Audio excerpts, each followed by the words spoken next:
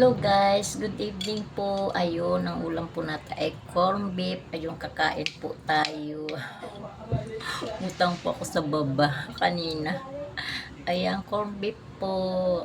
Ayan, kain po tayo. Ayan, magkalaman na po ang akin tiyan.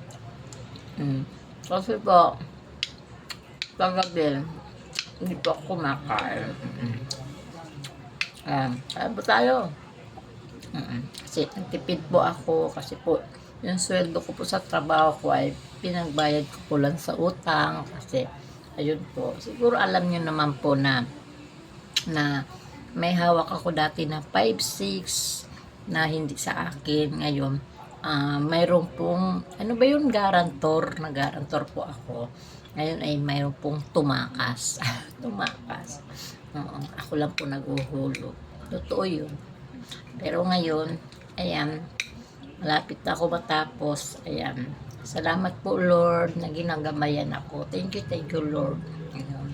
Kaya kayo kung may problema, kung mayroong nagloko sa inyo na ganyan, hayaan nyo na lang po. Gagawa na lang po tayo ng paraan kung ano pong dapat gawin. Kung umiwas sila, hindi po sila naghulog. Hindi po tayo, hindi po ako ang nagkamali. Hindi rin ako kasi sila naman gumamit ng pera.